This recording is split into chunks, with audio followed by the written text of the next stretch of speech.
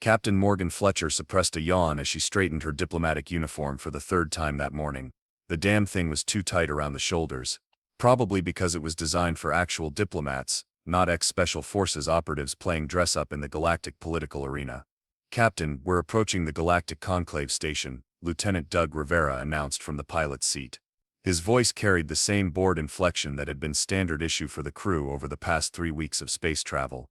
"Fantastic," Fletcher muttered, gazing out at the massive space station that resembled a glittering disco ball with random spikes jutting out at improbable angles. "Nothing says we come in peace like approaching something that looks like a medieval weapon designed by a committee of drunk architects." The Galactic Conclave had reluctantly admitted Earth into its ranks just 7 months ago. The prevailing attitude toward humans ranged from mild amusement to patronizing tolerance. Humans were the new kids on the block, cute, harmless little bipeds who somehow managed to achieve faster-than-light travel without blowing themselves up completely. "Ambassador Glupeth is hailing us," Communications Officer Tina Martinez announced, her fingers dancing across the holographic interface. He says, and I quote, "Welcome adorable Earth representatives, we have prepared special booster seats for your comfort during the proceedings." Fletcher pinched the bridge of her nose. "Tell the ambassador we appreciate the gesture but won't be needing the booster seats." "Again, this is the third summit where they've offered us booster seats." Rivera snickered. "And children's utensils," Martinez added. "Don't forget those colorful little sporks they had waiting for us on Proxima Centauri." Fletcher sighed, watching as their small diplomatic vessel was guided into the docking bay by tractor beams. The massive hangar contained ships of every imaginable configuration, some resembling sea creatures, others geometric puzzles that seemed to defy physics. And then there was the human ship, practical, functional, and utterly boring in comparison. "Remember the protocol," Fletcher reminded her crew as they prepared to disembark. "Smile, nod, pretend their jokes about our cute primitive ways are hilarious, and for God's sake, don't mention how easily we could take over their ships if we wanted to." "One time," Rivera muttered. "I mentioned one time how their security systems could be bypassed by a particularly clever toddler." As the airlock hissed open, Fletcher squared her shoulders and adopted her diplomatic face, pleasant, slightly vacant, and completely masking the tactical assessment she was already making of every exit, weapon, and potential threat in the vicinity. Not that anyone would notice. The galaxy had decided humans were adorable, well-meaning diplomats, and it suited Fletcher just fine to let them keep thinking that. For now, the Galactic Conclave's main chamber resembled a massive amphitheater designed by someone with a severe allergy to straight lines. Curved benches arranged in irregular tiers housed representatives from over 300 species. The air was thick with a cocktail of atmospheric preferences, filtered and adjusted by invisible fields to accommodate everything from methane breathers to creatures that consumed pure radiation. "Ah, the tiny humans have arrived," announced Ambassador Glupeth, a gelatinous mass of translucent blue tissue that pulsated with each word. As the designated greeter, he oozed forward, extending a pseudopod in what the xenobiologists had assured everyone was a gesture of welcome rather than a prelude to digestion. "Ambassador," Fletcher replied with a practiced smile, placing her hand near but not touching the offered appendage. After the unfortunate incident with the psionic slugs of Betelgeuse, the human delegation had learned to appreciate the importance of proximal greetings. "We were just discussing your species' remarkable achievement," burbled Glupeth. "Achieving spaceflight despite your fragile calcium-based support structures. Truly inspiring what determination can accomplish in the face of biological disadvantage." Fletcher's smile didn't waver. "We find ways to compensate." "Indeed, indeed," the ambassador jiggled appreciatively. "Please, allow me to introduce you to the other representatives. The Galactic Conclave is most excited to hear Earth's perspective on the disputed mining rights in the Horsehead Nebula. Such a simple issue should be perfect for your species to practice on." As they moved through the chamber, Fletcher noted the various reactions to the human delegation. The silicon-based Chronari visibly crystallized in what her cultural briefings identified as amusement. The insectoid Zex delegates clicked their mandibles in what might have been approval or hunger. The briefings had been unclear on that distinction. The most noteworthy reaction came from the Voraxian representative, a tall, angular being whose exoskeleton gleamed with metallic plates. Ambassador Dreskar of the Voraxian Empire didn't bother masking his disdain, his 6 eyes narrowing simultaneously as the humans approached. Representative Fletcher Dreskar's voice was a harmonious blend of chimes and white noise. How fortunate that your species has been invited to witness actual diplomacy. Perhaps you will learn something to take back to your violent little planet. Ambassador Dreskar, Fletcher replied smoothly. Always a pleasure. I look forward to hearing the Voraxian perspective on sustainable resource management, given your empire's extensive experience with planetary depletion. A ripple of surprised murmurs passed through the nearby delegates. The Voraxians' metallic plates flared slightly, a warning sign that Fletcher had deliberately ignored. Careful, Captain, Rivera muttered under his breath. The Voraxians submitted that mining proposal you just indirectly criticized. I'm aware, Lieutenant, Fletcher whispered back, her smile never faltering. The diplomatic barbs might have continued, but a sudden commotion at the chamber's main entrance interrupted the exchange. A group of figures in environmental suits burst through the doors, their features obscured by reflective visors. Attention representatives, announced a distorted voice. This summit is now under the control of the true path. The Galactic Conclave's corruption ends today. Fletcher's hand instinctively moved toward her side, where a weapon would normally be, before remembering she was in diplomatic attire. Unarmed, in theory, the intruders spread throughout the chamber with practiced efficiency, herding the delegates toward the center of the room. Their weapons, sleek, glowing devices that hummed with energy, were trained on the assembled representatives. Please remain calm, the leader continued. Cooperate, and this will be a peaceful transition of power. Fletcher caught Rivera's eye and gave an almost imperceptible nod. Martinez had already positioned herself near a structural pillar, her posture casual but her eyes alert. Terrorists, Glupeth quivered in alarm, his gelatinous form rippling with distress. The true path is a Voraxian extremist group. Fletcher noticed that Ambassador Dreskar appeared remarkably unperturbed by the armed takeover. In fact, if she was reading the subtle positioning of his metallic plates correctly, he seemed almost expectant. Everyone remain calm, Fletcher announced, her voice carrying across the chamber with surprising authority for a species considered adorable by galactic standards. I'm sure these individuals have legitimate concerns they wish to address. The leader of the intruders turned toward Fletcher, the reflective visor revealing nothing of the face beneath. The human speaks. How unexpected. Your species has no standing here, little one. This is a matter for real galactic powers. Several of the delegates shifted uncomfortably, expecting the humans to cower or protest. Instead, Fletcher simply smiled, a new smile, one that showed just a few too many teeth. Of course, she replied pleasantly, we're just observers here. But I do have one small question before the hostage situation officially begins. The leader tilted his head. A question. Fletcher's smile widened just a fraction. I was wondering if you'd counted how many exits this chamber actually has, because I think you missed a few. The True Path leader's laugh echoed through his environmental suit, a metallic sound that bounced off the chamber walls. Counting exits, is that what concerns you, little human? Not the weapons capable of disintegrating your calcium structures. Fletcher shrugged, the motion deliberately casual, professional curiosity. On Earth, we have this saying about counting your chickens, though I suppose in this case, it's more about counting your hostages. The alien delegates were staring at Fletcher now, their various biological features expressing a universal emotion: confusion. The human wasn't displaying appropriate fear responses. Even the Zictus, renowned for their battle prowess, had assumed defensive postures, their segmented limbs tucked close to their torsos. Fletcher took a step forward. The armed intruders immediately trained their weapons on her, but she continued as if they were simply pointing fingers. Let me guess, she said, her voice conversational. You're going to demand the Conclave recognize Voraxian sovereignty over the Horsehead Nebula mining operations. You'll threaten violence, make examples of a few delegates, and expect everyone to fall in line. The leader tilted his head. You seem well informed for a species that only recently discovered how to leave its own atmosphere. We're quick studies, Fletcher replied. Also, Ambassador Drezekar's involvement was rather obvious. His plates haven't flared in alarm once since you arrived. All eyes turned to the Voraxian ambassador, whose metallic exoskeleton now clicked in what might have been embarrassment. This is preposterous, Drezekar protested. The human is trying to create division among us while her kind always save it for the tribunal, Fletcher interrupted. I'm more interested in how these gentlemen plan to hold 300 delegates hostage with only 8 operatives. The chamber fell silent. The True Path members exchanged glances. The leader's posture stiffened. "You counted us," he said, his voice no longer amused. "I did," Fletcher confirmed. "Also noted your weapons. Kimdarian particle disruptors, if I'm not mistaken. Effective, but slow to recharge between shots. I'm guessing a 3-second cooldown."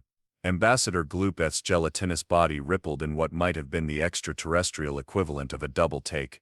"Captain Fletcher, perhaps antagonizing our captors is not the wisest." "Not antagonizing," Fletcher corrected. "Assessing. There's a difference." Lieutenant Rivera had casually positioned himself near a cluster of Cronari delegates, while Martinez had edged closer to an environmental control panel. Neither moved with any urgency, but both had managed to significantly improve their tactical positions without drawing attention. "You know," Fletcher continued, rolling her shoulders as if working out a kink in her neck, "humans have an interesting evolutionary history. We weren't always the dominant species on our planet." The leader snorted. "Clearly, we had to compete with larger predators, survive harsh environments, overcome resource scarcity," Fletcher continued, taking another step forward. "We weren't the strongest or the fastest or the ones with the best natural weapons." Another step. The armed intruders tightened their grips on their weapons. "So we developed other advantages," Fletcher said. "Pattern recognition, for instance, the ability to spot weaknesses, to predict behavior." The leader finally seemed to recognize something dangerous in Fletcher's casual advance. "Stay back, human," he warned, raising his weapon. "And persistence," Fletcher added, stopping but not retreating. "Humans are persistence predators. Did you know that before we developed projectile weapons we would simply chase our prey until it collapsed from exhaustion? We can regulate our body temperature while running, you see. Most animals can't." The chamber had gone completely silent. Even the captured delegates were watching the exchange with growing fascination. "What is your point?" the leader demanded. Fletcher smiled. Not the diplomat's smile she'd worn earlier, but something older, something that predated diplomacy by millions of years, a smile that belonged around a prehistoric campfire, worn by creatures who had just discovered they could use fire to their advantage.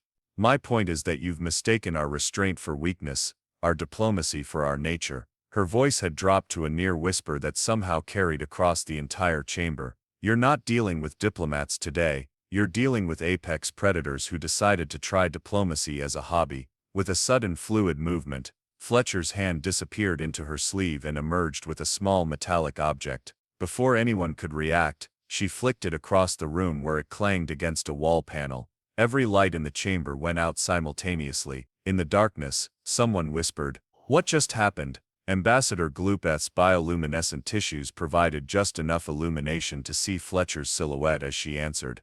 "The hunt begins." Chaos erupted in the darkened chamber. The various delegates, operating on evolutionary instincts from 100 different worlds, responded with a cacophony of alarm calls, defensive secretions, and panicked movement. Several bioluminescent species involuntarily lit up, creating islands of eerie blue and green glow throughout the room. Energy weapons, defensive formation. The True Path leader barked, his voice betraying the first hints of concern. But in the crucial moments after the blackout, the humans had vanished. "Where are they?" one of the armed intruders demanded, swinging his weapon toward a sound to his right. A calm voice answered from somewhere completely different. "We're everywhere." It was Fletcher, though no one could pinpoint her location. The chamber's acoustics were playing tricks, bouncing her voice off multiple surfaces. "This is pointless," the True Path leader announced. "Lights will be restored by emergency systems in moments. Your primitive sabotage buys you nothing." "Oh, but it's not the dark we needed," Fletcher's disembodied voice replied. "It's the confusion, the moment to act while everyone else is still processing what happened." A sudden yelp from across the chamber signaled that one of the armed intruders had encountered something unpleasant. A metallic clatter followed. A weapon hitting the floor. "Status report," the leader demanded. "Silence. Team 4 report." More silence. The emergency lighting finally flickered on, casting the chamber in a dim red glow. The delegates blinked and adjusted various sensory organs, taking stock of the situation. One of the armed intruders was missing. So was Lieutenant Rivera. "What have you done?" the leader demanded, now visibly agitated. Fletcher had somehow materialized beside Ambassador Gloopeth, who was quivering with a mixture of fear and fascination. "Nothing yet," she answered. That was just Lieutenant Rivera introducing himself. As if on cue, a voice crackled over the chamber's communication system. "This is Lieutenant Rivera. I've accessed the station's environmental controls. Also, I've made a new friend who's very interested in discussing the political implications of terrorist actions against the Galactic Conclave." The True Path leader's head jerked toward the nearest speaker. "Impossible. The control room is secured." "Was secured," Rivera corrected. "Your man had an unfortunate encounter with a human tradition called percussive maintenance. That's when you hit something until it works. In this case, the something was your operative's pressure points." The remaining intruders tightened their formation. Now clearly uncertain, the leader made a sharp gesture, and two of them moved toward the nearest exit. "I wouldn't," Fletcher called out. "Martinez has been busy." On cue, the doors to the chamber sealed with a resounding thud. "What kind of diplomat knows how to override security protocols?" one of the intruders demanded. Fletcher smiled. "The kind who reads the manual before attending a summit. Basic preparation." The delegates were watching now with a mixture of confusion and growing realization. The humans, the supposedly harmless fragile newcomers, were methodically taking control of the situation. "You're outnumbered," the leader insisted, though his voice lacked conviction. "Technically correct," Fletcher agreed, "but you're outmatched." She reached down and removed something from her boot. A simple stylus used for signing diplomatic documents. With a flick of her wrist, it extended into a slender rod about 30 centimeters long. "This is a fascinating diplomatic tool," Fletcher explained conversationally. "On Earth we call it a tactical baton. Very handy for emphasizing points during negotiations."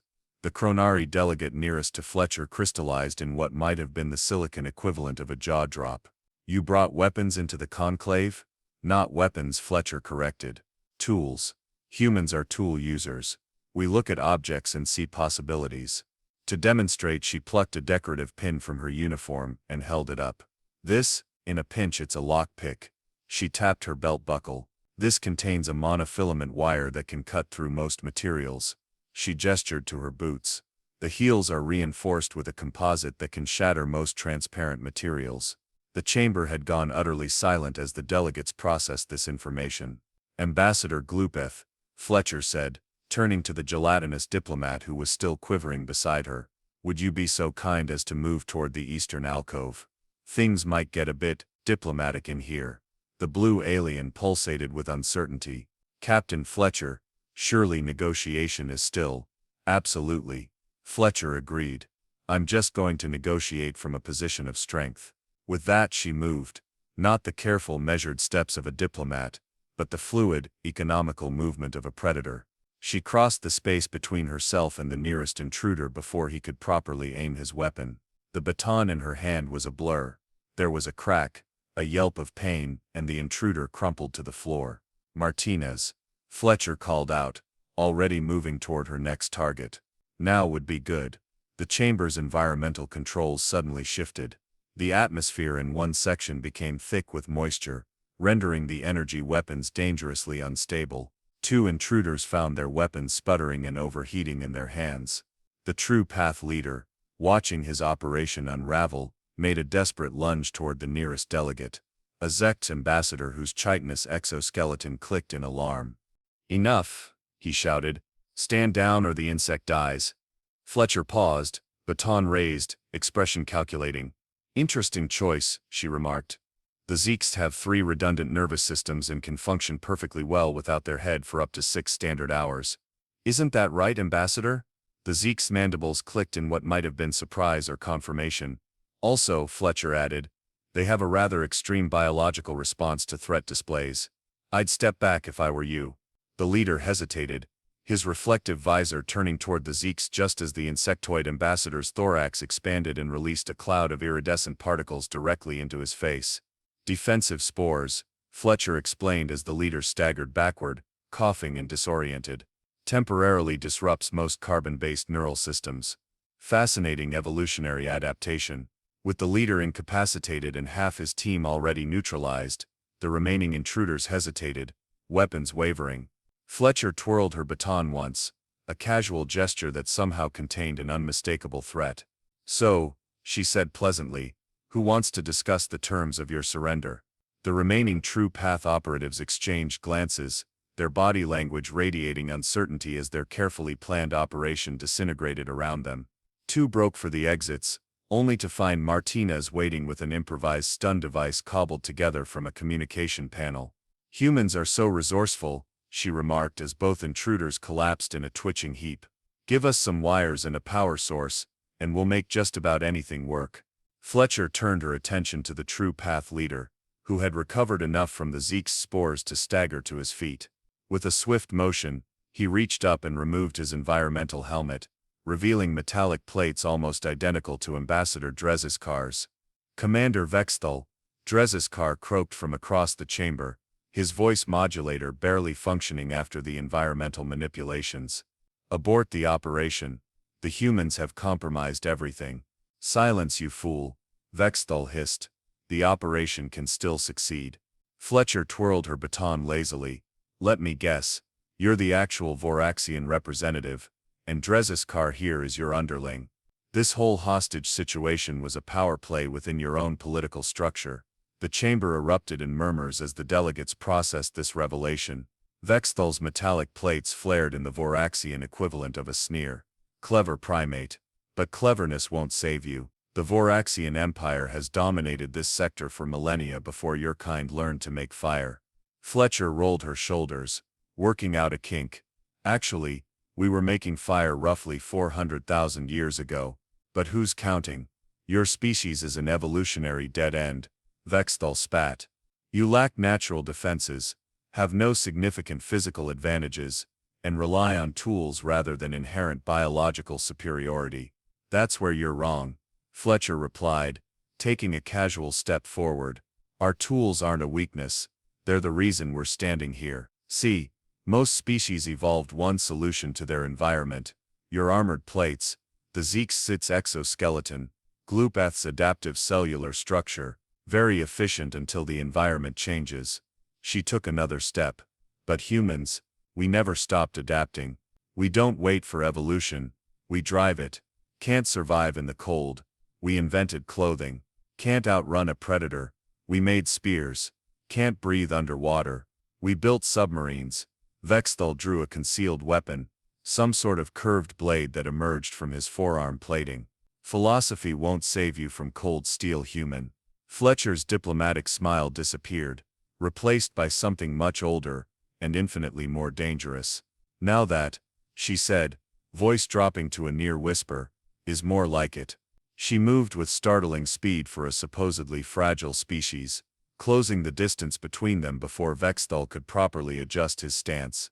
The Voraxian's blade sliced through the air where Fletcher had been a fraction of a second earlier. "Fun fact about humans," Fletcher commented, ducking another swipe. "We evolved as pursuit predators on a planet with extremely diverse threats. Our reflexes are pretty good." The blade came again, and this time Fletcher didn't dodge completely. A thin line of red appeared on her cheek. "First blood to you," Fletcher acknowledged, touching the wound with apparent curiosity rather than concern. The gathered delegates watched in fascination as the human examined her own blood with clinical detachment. Vexthal pressed his advantage, driving Fletcher back with a series of precise strikes.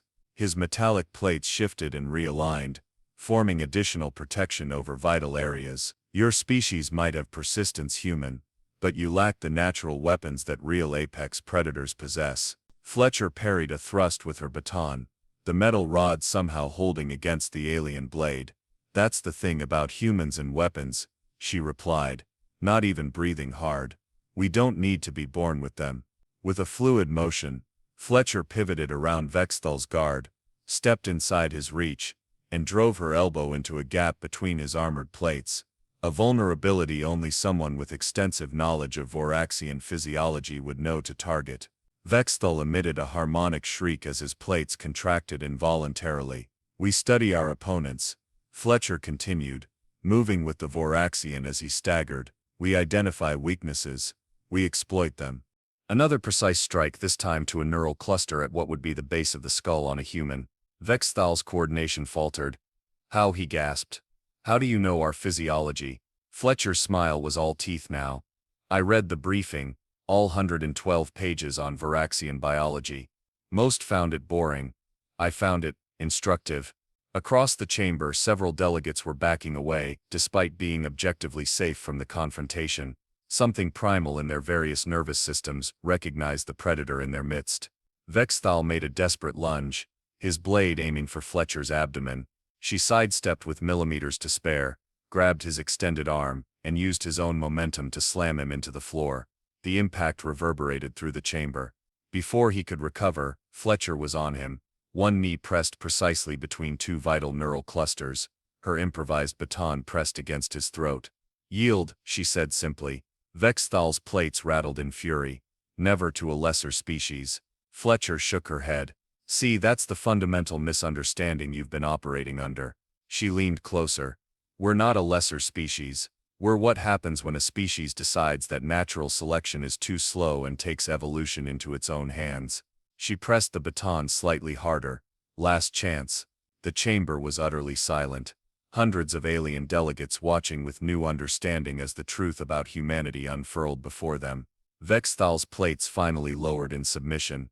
"I yield," he hissed. Fletcher stood smoothly, keeping the baton ready. "Lieutenant Rivera, please inform station security that we've resolved the diplomatic incident, and they can come collect our Varaxian friends." "Already done, Captain," Rivera's voice replied through the communication system. "Also, I've taken the liberty of downloading evidence of their planned coup from the Varaxian delegation's secure servers."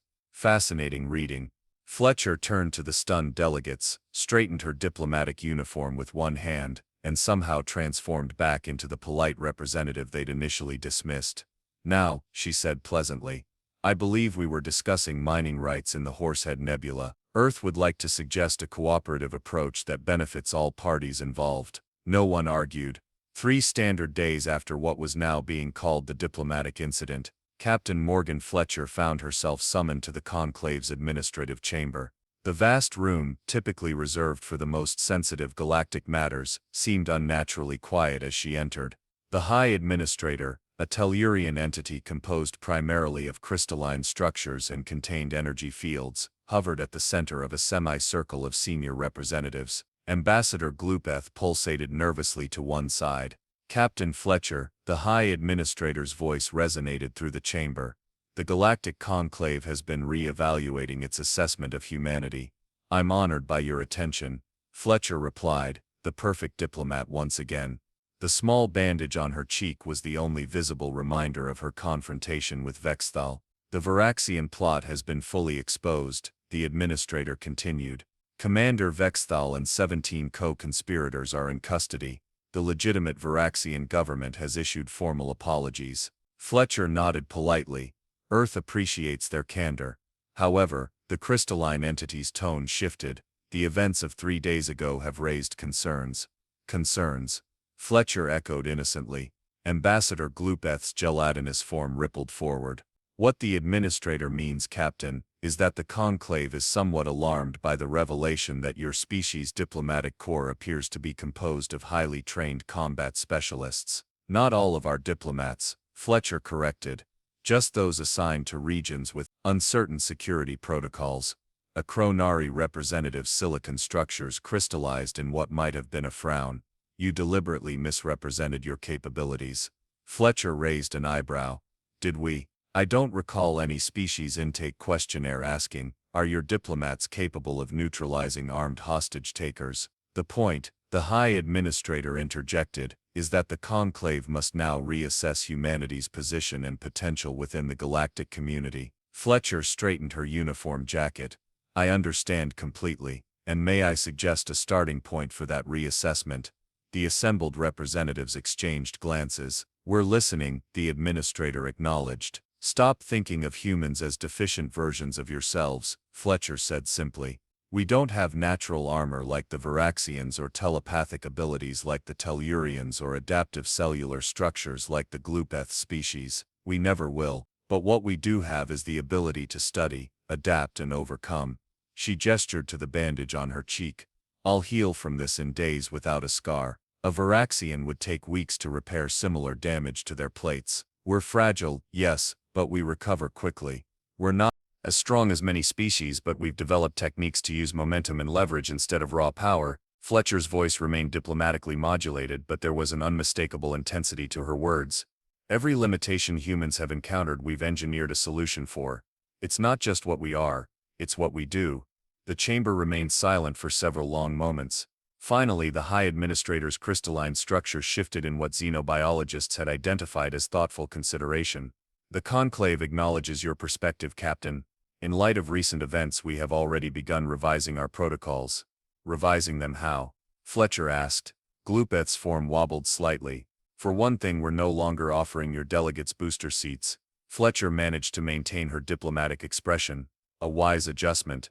Additionally, the administrator continued, the Security Council has expressed interest in consulting with Earth representatives on certain defensive measures. We would be honored to share our expertise. Fletcher replied smoothly. As the meeting concluded and Fletcher turned to leave, the Chronari representative crystallized suddenly in what might have been inspiration. Captain Fletcher, the silicon-based being called out. There is an old saying among my people, judge not the crystal by its clarity but by its strength when struck. Fletcher paused at the threshold. We have a similar saying on Earth. It's not the size of the dog in the fight, but the size of the fight in the dog. The alien representatives looked confused. It's a small predatory animal we domesticated, Fletcher explained. Bred them down from wolves actually. You deliberately modified apex predators to live in your dwellings. Glupeth quivered. Fletcher smiled. We did. We called them pets. Cute, aren't they? The chamber was silent as Fletcher departed, leaving behind a group of representatives with a profoundly revised understanding of the galaxy's newest member species. Back aboard the human diplomatic vessel, Lieutenant Rivera looked up from the navigation console as Fletcher entered the bridge. How'd it go, Captain? Fletcher loosened her too tight collar with obvious relief. They're terrified of us now. Mission accomplished, Martinez asked from her station. Not quite, Fletcher replied, sinking into her command chair. Fear isn't the goal. Respect is. Fear fades. Respect endures. Rivera punched in the coordinates for Earth. So what happens now? Fletcher's diplomatic mask fell away completely, replaced by a genuinely thoughtful expression. Now the real work begins. We've shown them what humans are capable of when threatened. Next we need to show them what we're capable of as allies. And if they don't want us as allies? Martinez asked. Fletcher's smile contained the accumulated wisdom of a species that had clawed its way to the top of a food chain on a planet that had tried to kill it at every turn. Then we'll just have to be diplomatic about it. As the ship broke away from the Conclave station and accelerated toward Earth, a new message appeared on the Galactic Information Network. The Conclave had officially updated humanity's classification in the Registry of Known Species. The entry now read, humans apex predators with diplomatic tendencies, approach with appropriate respect.